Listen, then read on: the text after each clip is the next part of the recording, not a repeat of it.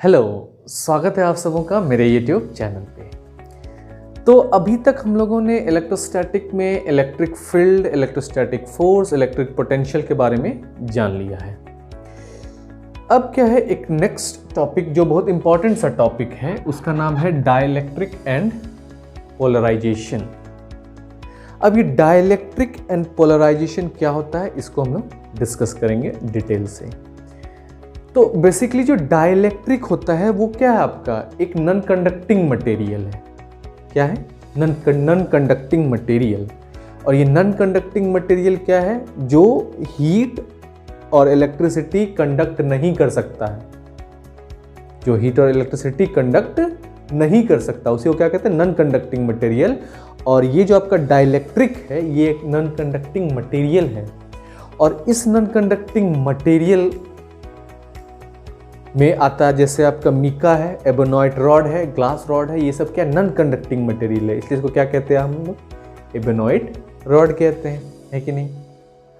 तो dielectric is a non conducting material, for example ebonite rod, glass rod और ये सब होता है, ठीक है, मिका, ठीक है।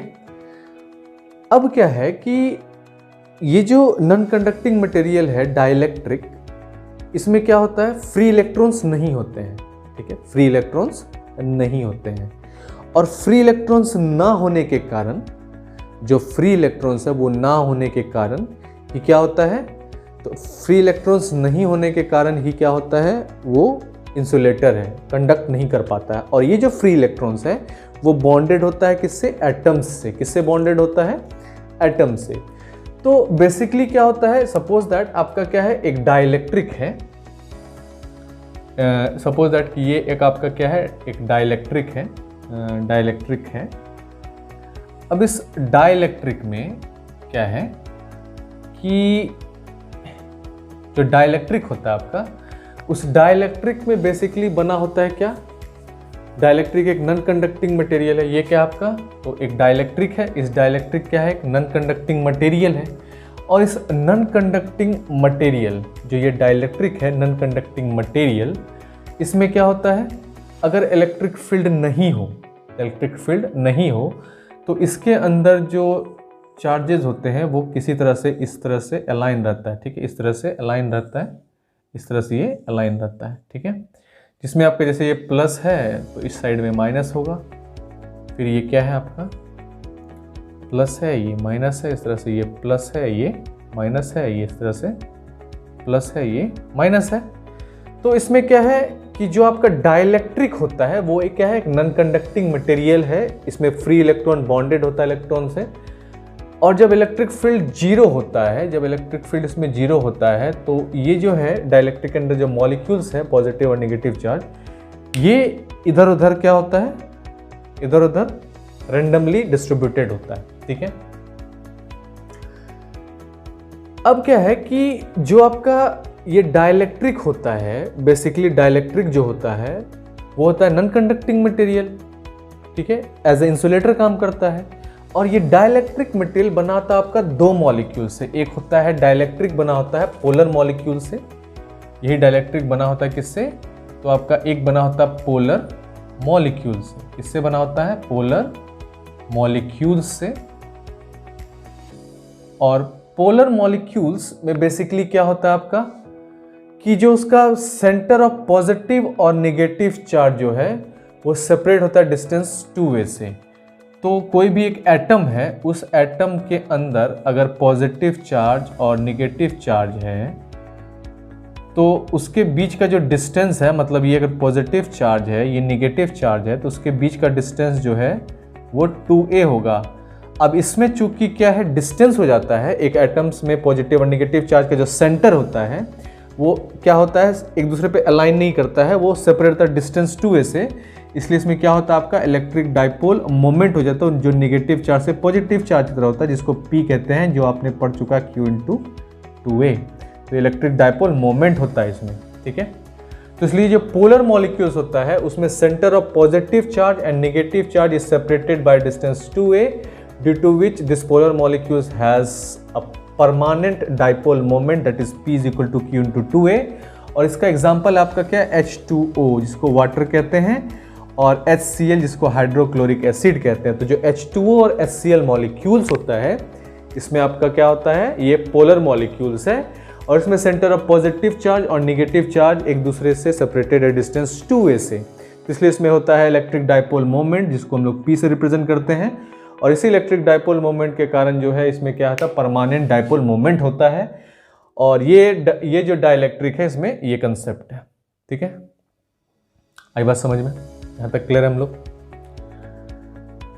फिर ये डाइलेक्ट्रिक एक तो बना होता है आपका पोलर मॉलिक्यूल से, और एक बना होता है किससे, तो नॉन पोलर मॉलिक्यूल से। किससे बना होता है, नॉन पोलर मॉलिक्यूल से। ठीक है, किससे, नॉन पोलर मॉलिक्यूल से, जिसमें आपका जो पॉजिटिव चार्ज है उसका सेंटर, और नेगेटिव चार्ज जो है उसका सेंटर, दोनों पॉजिटिव और नेगेटिव चार्ज का एक दूसरे पे कोइंसाइड करता है। ये एक दूसरे पे क्या करता है, पॉजिटिव चार्ज और नेगेटिव चार्ज एक दूसरे पर कोइंसाइड करता है। और इसमें जो है कोई भी डाइपोल मोमेंट होता नहीं, क्योंकि डिस्टेंस ये 2a से सेपरेट हो ही नहीं रहा है, तो इसलिए नो डाइपोल मोमेंट। और जब एक एटम्स में सेंटर ऑफ पॉजिटिव और नेगेटिव चार्ज एक दूसरे पर कोइंसाइड करते हैं, उसको नॉन पोलर मॉलिक्यूल्स कहते हैं। ठीक है, और एग्जैक्टली ये पोलर मॉलिक्यूल्स और नॉन पोलर मॉलिक्यूल्स रिस्पॉन्सिबल है डाइलेक्ट्रिक बनने का। ठीक है, अब नेक्स्ट क्या है कि जो आपका ये डाइलेक्ट्रिक के अंदर जो ये एटम्स है, इसमें पॉजिटिव और नेगेटिव जो ये polar molecules, non polar molecules है, जिसमें आपका एग्जांपल था क्या, पोलर H2O HCl, और इसमें होता है क्या आपका, तो इसमें होता है आपका क्या, तो H2 हो गया हाइड्रोजन, ऑक्सीजन O2, फिर आपका CO2 कार्बन डाइऑक्साइड, ये सब नॉन पोलर मॉलिक्यूल्स है। और वहीं H2O और HCl क्या है आपका, पोलर मॉलिक्यूल्स है। तो dielectric is made up of two molecule, that is polar molecules and non polar molecules, जिसमें आपका पोलर मॉलिक्यूल्स जो है उसके एटम्स के बीच में जो सेंटर ऑफ पॉजिटिव और नेगेटिव चार्ज है वो सेपरेट था डिस्टेंस 2a से, जिसके कारण इसमें होता है इलेक्ट्रिक डाइपोल मोमेंट, जो कि जिसका वैल्यू तो P = Q × 2a होता है। और इस एग्जांपल आपका H2 और HCl, और दूसरा होता है आपका नॉन पोलर मॉलिक्यूल, जिसका पॉजिटिव और नेगेटिव चार्ज का सेंटर एक दूसरे पे कोइंसाइड करता है और उसमें कोई भी डाइपोल मोमेंट नहीं होता है। इसका एग्जांपल आपका है H2, O2 और CO2। आई बात समझ में? ठीक है, तो इसलिए जो है बेसिकली डाइलेक्ट्रिक ये दो मॉलिक्यूल से बना होता है। आई बात समझ में? तो जब इलेक्ट्रिक फील्ड 0 है तो इस तरह से आपका रेंडमली अलाइंड है मॉलिक्यूल्स इसके अंदर। ठीक है, अब नेक्स्ट जब इसमें इलेक्ट्रिक फील्ड डाला जाता है, सपोज दैट जब इसमें क्या हो गया, एक एक्सटर्नल इलेक्ट्रिक फील्ड आ जाएगा। जब आपका एक एक्सटर्नल इलेक्ट्रिक फील्ड आ जाएगा, सपोज दैट ये इसका एक्सटर्नल इलेक्ट्रिक फील्ड इधर के डायरेक्शन में है, एक्सटर्नल इलेक्ट्रिक फील्ड आपका इधर के डायरेक्शन में आया, एक्सटर्नल इलेक्ट्रिक फील्ड इधर के डायरेक्शन में आया, ये एक्सटर्नल इलेक्ट्रिक फील्ड इधर के डायरेक्शन में आया। जैसे ये external electric field external electric field आया तो क्या हो गया, जो ये मॉलिक्यूल्स था रैंडमली इधर उधर भटक रहा था, ये क्या हो जाएगा, अलाइन हो जाएगा। इस तरह से ये अलाइन हो जाएगा, इस तरह से ये अलाइन हो जाएगा, इस तरह से अलाइन हो जाएगा। ठीक है, इस तरह से ये अलाइन हो जाएगा, और जो आपका प्लस माइनस इधर, प्लस इधर, माइनस इधर, प्लस इधर, माइनस इधर, प्लस इधर, माइनस इधर, फिर प्लस इधर, माइनस इधर, प्लस इधर, माइनस इधर। तो ये क्या होगा, जैसे एक्सटर्नल फील्ड आया तो सारा क्या हो गया, रेंडमली इधर उधर घूम रहा था वो क्या हो गया, अलाइन हो गया। ठीक है, और इसी अलाइनमेंट को जो ये मॉलिक्यूल्स इसके अंदर है, ये जब एक्सटर्नल इलेक्ट्रिक फील्ड के कंसेप्ट में आया तो इसमें क्या हुआ, एक डाइपोल मोमेंट हुआ। ठीक है, और इसी कंसेप्ट को क्या कहते हैं, पोलराइजेशन, जिसको रिप्रेजेंट करते हैं हम लोग P से। ठीक है, और पोलराइजेशन क्या होता है आपका, तो पोलराइजेशन होता है total dipole moment per unit volume of dielectric. तो पोलराइजेशन P क्या होता है, total dipole moment per unit volume of dielectric, जिसको हम लोग रिप्रेजेंट करते हैं P से, और इसका वैल्यू होता है आपका x, ये टेढ़ा x इस तरह से दोगे। ठीक है, XE × E एक्सटर्नल फील्ड, और इसी XE को, इसी P को हम लोग कहते हैं पोलराइजेशन। ठीक है, और इसी XE को कहते हैं हम लोग क्या, तो इलेक्ट्रिकल ससेप्टिबिलिटी। क्या कहते हैं इसको, इलेक्ट्रिकल ससेप्टिबिलिटी, और ये एक कैरेक्टरिस्टिक्स है किसका, तो डाइलेक्ट्रिक का। तो डाइलेक्ट्रिक में जब इलेक्ट्रिक फील्ड जीरो था तो मॉलिक्यूल्स इधर उधर क्या था, रेंडमली इधर उधर भटक रहा था। जैसे इसमें एक्सटर्नल इलेक्ट्रिक फील्ड आया तो ये क्या हो गया, अलाइंड हो गया, एक लाइन में ये क्या हो गया, अलाइंड हो गया। और बस इसी एक्सटर्नल फील्ड में आने के कारण जो ये मॉलिक्यूल्स अलाइंड हो गया, इसी को कहते हैं पोलराइजेशन। इसी पोलराइजेशन का जो होता है डेफिनेशन का, polarisation P is equal to total dipole moment per unit volume of a dielectric. Polarisation क्या होता है, तो total dipole moment per unit volume of dielectric.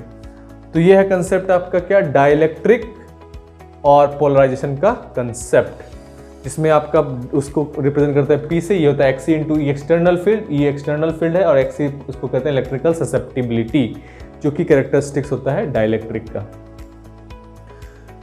तो this is the overall idea about the dielectric, that dielectric is made up of dielectric is a non conducting materials, you can also say it as a insulator, and basically there is no free electrons, all the free electrons are bonded to the atoms, and that atoms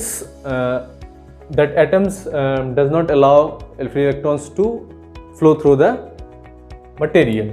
So especially for the example, you can take the example of ebonite rod, glass, mica. These are examples of your dielectric. And this dielectric is basically made up of two molecules. The first one is your polar molecules and the second one is your non-polar molecules. In the polar molecules, the center of positive and negative charge is separated by a distance 2a. Center of this positive and negative charge separated by a distance 2a, which has electric dipole moment P, whose value is equal to Q into 2a, and the example for this polar molecules is H2O and HCl, that is water and hydrochloric acid. Similarly, this dielectric is made up of non-polar molecules that non-polar molecules in which the center of positive and negative charge is not separated by distance 2a. They all coincides on each other. So since there is no distance between them, so there is no dipole moment. So polar molecules has permanent dipole moment, where this non-polar molecules has no dipole moment. And the example of this non-polar molecule is H2O2 and CO2. Next is when the electric field was zero. So this molecules was randomly moving here and there. So suddenly when external electric field is applied, so that molecules get aligned in a proper line. And this particular concept is known as polarization. So polarization means what? Polarization means total dipole moment per unit volume of this dielectric. And this polarization is written as P vector, and it is known Xe into external. This X is known as electrical susceptibility and E is known as electric field. So this is the whole idea about your dielectric and polarization. तो I hope कि ये चीज़ आपको समझ में आया होगा। फिर आपसे मिलेंगे नेक्स्ट क्लास में कुछ नए कंसेप्ट के साथ। तो all the very best for your exam. See you in the next class. Bye bye.